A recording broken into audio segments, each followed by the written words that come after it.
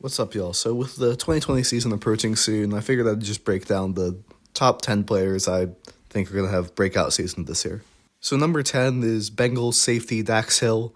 Dax Hill was taken in the first round by the Bengals last year as their long term replacement for Jesse Bates, who is now with the Falcons. And he really didn't play incredibly much in his rookie season because he was behind Jesse Bates, who's been one of the best safeties in the league over the last couple years.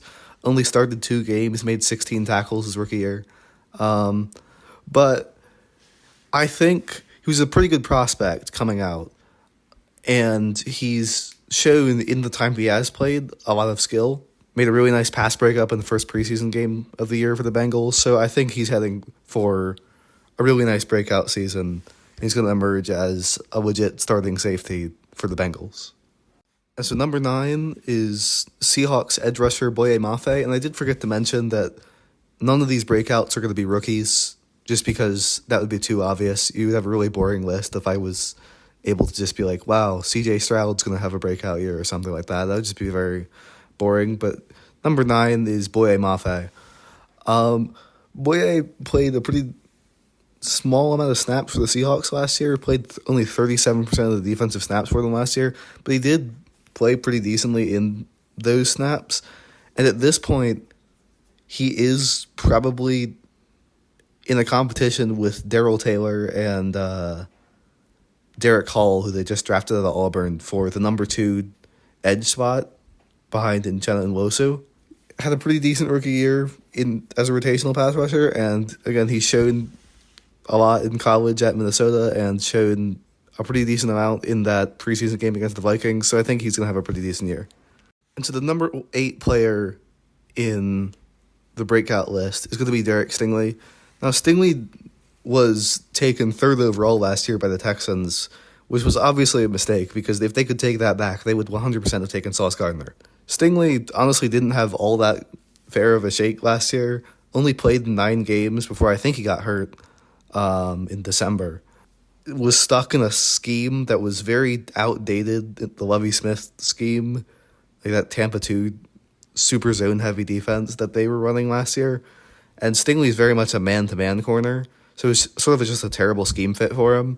So he was okay still in his rookie year, but I think being put in the more fitting scheme this year and hopefully being able to stay healthy and obviously having much more talent around him and a much better coaching staff around him, he should hopefully be able to emerge as the legit starter for the Texans that they were hoping for when they took him with the 3rd overall pick last year. Number 7 breakout player is Odafe Oweh, the edge rusher for the Ravens. Oweh had a really nice rookie season 2 years ago. But then last year, with how incredibly deep the Ravens pass rush room was, he just didn't really get to play all that much. He only started 6 games and played 58% of the defensive snaps. Yeah, but he had a really solid rookie year as a first-round pick, and he's one of the most athletic edge rushers in the league. And so now that a lot of the old veterans that the Ravens were in their pass rush last year, like Justyn Houston and Jason Pierre-Paul, they're gone now. So hopefully he can get more reps and more snaps to be able to actually play and maybe get a full starting season from him. And if he does, I think he is going to break out and become, at the very least, a guy with like 10 sacks. Then the number 6 breakout player this year is going to be Van Jefferson. Now, he's been a talented receiver ever since the Rams took him in the 2020 draft with a 2nd-round pick. But he's just sort of been buried. Obviously, in 2020, he was buried really deep in the depth chart his rookie year. Barely played. Even though he did take snaps in every game, but not super many. Then his 2nd year, he started every game in 2021, had almost 1,000 yards, but again, they brought in Odell that year, which took away a lot of his reps and a lot of his opportunities to be a number 1 that year. And then last year, you would think he would have had a pretty good opportunity with people like Cooper Kupp going down with injury, but the quarterback situation there was terrible. I mean, they were starting Baker Mayfield and John Wolford and Bryce Perkins. And then Jefferson himself got hurt at the end of last year. So just was not a good situation for him. But I think this year, with hopefully Matt Stafford playing most of the year, he is the number 2 receiver coming in from day one, where last year they had Allen Robinson, and even though that failed, they did keep him on the field for quite some time. Yeah, so I think he should finally be able to break out and show everyone that he is a number 2 receiver, at least a very good number 2 receiver. And my number 5 breakout player is Elijah Moore, the receiver for the Browns. Elijah Moore has always had a lot of talent, even with the Jets. He got traded off of the Jets for, I think, a 3rd-round pick, essentially just because he didn't want to hang around while Zach Wilson completely ignored him, beating corners and being wide open a bunch of the time. He just didn't want to play with the terrible quarterback play that Zach Wilson was giving last year, and he actually said something about it publicly. So essentially that led to just a weird falling out with the coaching staff there. But now he's in Cleveland with a coaching staff and it appears quarterbacks who actually believe in him. And I think he's going to be able to actually show off the talent he's had. And also in New York, he was just buried behind a lot of receivers. There really is not much receiver talent in Cleveland that's better than him. The only guy there who's better than him is Amari Cooper. So Elijah Moore is probably the number 2 receiver unless they like Donovan Peoples-Jones more for whatever reason.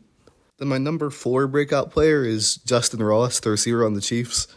Justyn Ross didn't play at all last year because he was coming off the injury for Clemson, which is why he went undrafted, because he had a lot of pretty bad injuries at Clemson. And there was even a bit of an injury scare with him in camp a couple days ago. But he is fine, and all reports from camp is that he's been doing extremely well. He's probably the most camp-hyped guy of any player in the league right now, other than some of the first-round rookies. He's really big. He's 6'4", good route runner, and he should be able to be a really solid target for Patrick Mahomes on a team that doesn't really have anyone who you can consider a number 1 wide receiver. I mean, obviously they have Kelsey, who's the number 1 target, but in terms of wide receivers, you don't really have a true number 1. And Justyn Ross is probably the closest guy be a true X receiver for a team. So I think he has a pretty good shot at it. I mean, he was a 1st-round pick projected-wise for Clemson until he had those several injuries that just sort of derailed him at Clemson.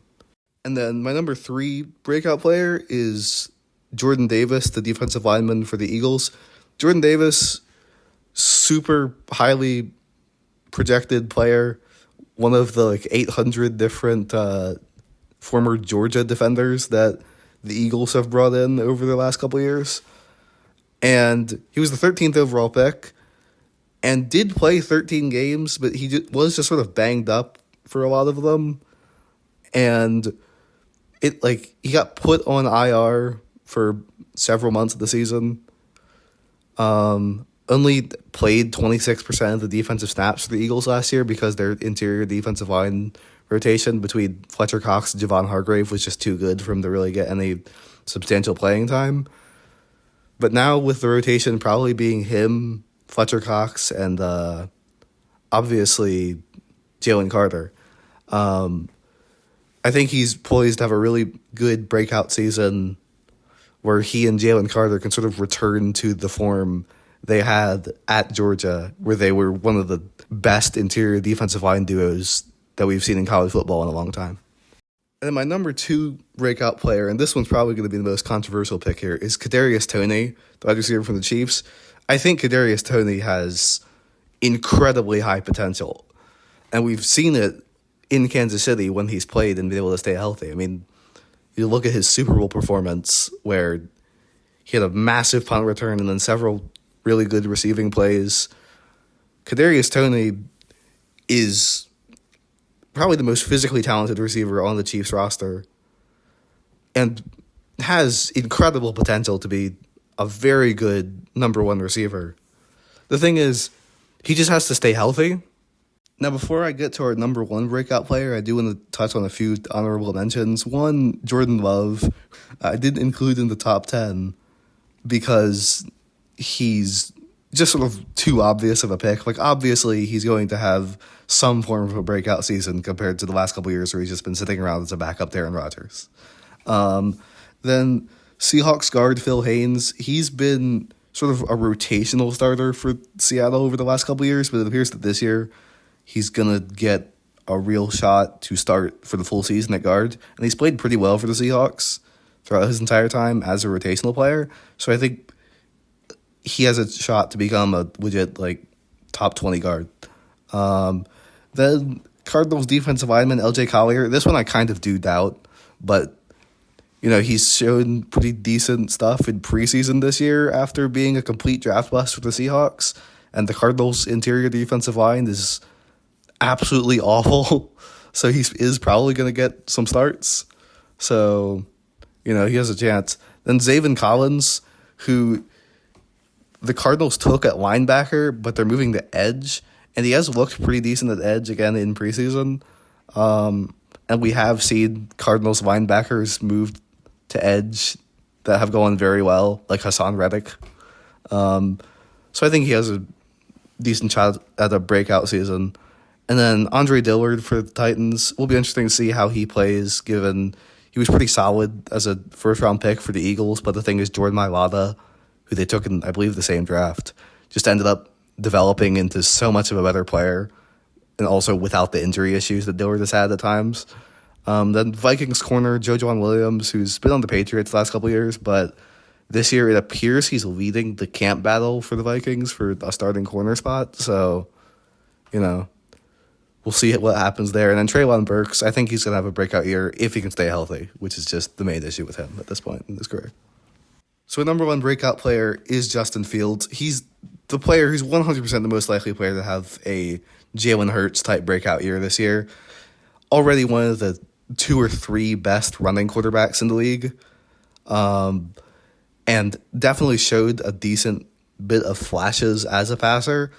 The thing is, this is a make or break it year because last year you could sort of excuse a lot of the passing problems because he had no talent around him on the team other than Darnell Mooney.